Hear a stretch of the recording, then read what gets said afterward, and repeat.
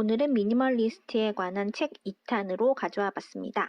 총 4권인데 4권의 책 모두 미니멀리스트의 궁극적인 목적과 왜 필요한지에 대해 다루고 있는 책입니다.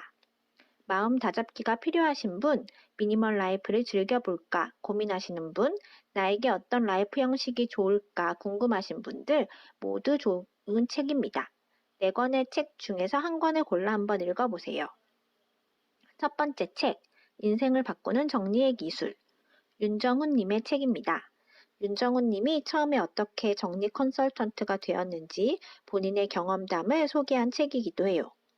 정리를 해야 하는 이유 중 하나는 사람답게 살기 위해서이다. 자신의 공간을 잘 정리할 수 있다면 허름한 원룸에서도 강남의 건물을 소유한 사람처럼 럭셔리하게 살 수 있다. 저자의 미니멀리스트 법칙 중 하나인 교체의 법칙을 이야기합니다. 들어온 물건만큼 버린다. 또한 정리를 위한 정리를 하지 말고 내가 편리하게 공간을 이용할 수 있도록 해야 한다고 말합니다.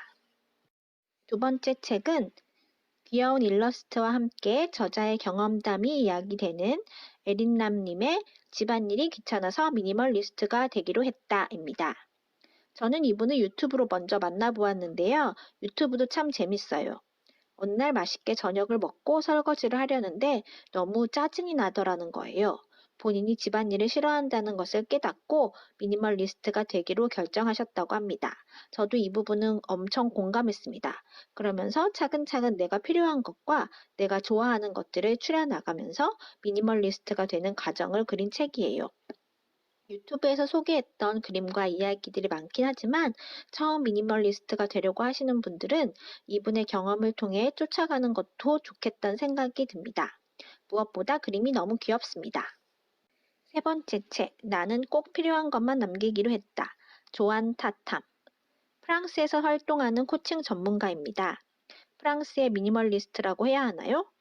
욕구와 욕구를 충족시키는 방법은 다르기 때문에 아무 생각 없이 욕구를 물건으로 채워서는 안 된다.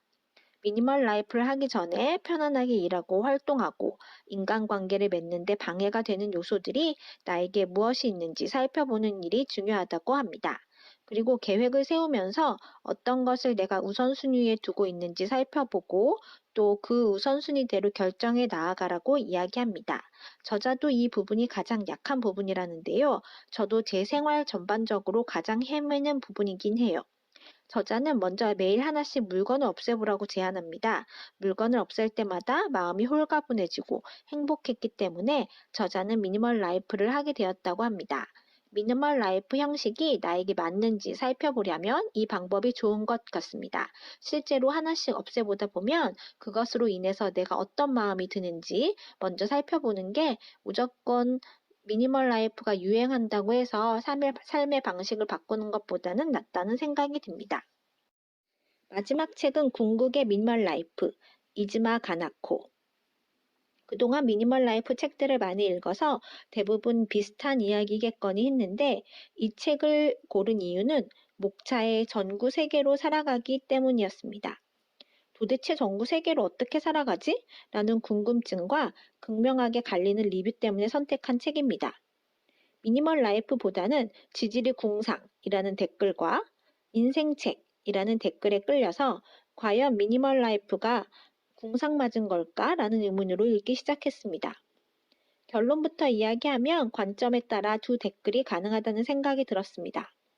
일단 전구 3개는 거실, 부엌, 화장실 이렇게 3개더군요.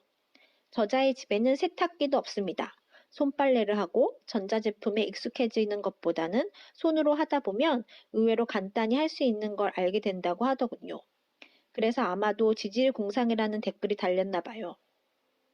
제목대로 궁극의 미니멀 라이프라고 하지만 사실 이 책에서 저자가 말하고자 하는 바는 미니멀 라이프의 정신인 것 같습니다. 자꾸 편리한 것에 의존해 가기 때문에 우리의 몸과 머리가 점점 나약해져 간다는 것이지요. 필요하다고 바로 새로 사지 말고 있는 것을 활용하는 방법을 찾다 보면 체력은 물론 상상력, 창조력이 길러진다고 합니다. 저자는 저자의 할머니의 삶의 방식을 보고 배웠다고 하는데 도쿄에서 살면서 전기세가 500엔, 우리 돈으로 5,000원 정도니까 정말 대단한 것이지요. 저자만큼은 아니지만 물건에 마음을 두고 시간을 사용하기보다는 내가 좋아하는 일에 시간을 쓰는 게 좋다는 생각이 들었습니다. 그리고 절약이란 싼 물건을 사는 게 아닙니다. 살 때는 잘 생각해서 저에게 맞는 것, 스스로 납득할 수 있는 것을 찾죠. 라는 말이 마음에 들었습니다. 그리고 쓰레기를 줄이고자 노력하는 저자의 모습, 물건을 바로 버리게 되면 그 물건은 더 이상 생명을 다한 것이기 때문에 물건도 순환할 수 있도록 아끼고 재사용하는 모습이 참 보기 좋았습니다.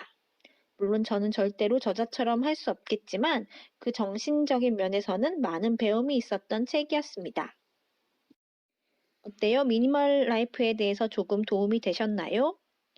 오늘도 책과 함께 배움을 얻는 하루 되시길 바랍니다. 구독 꾹!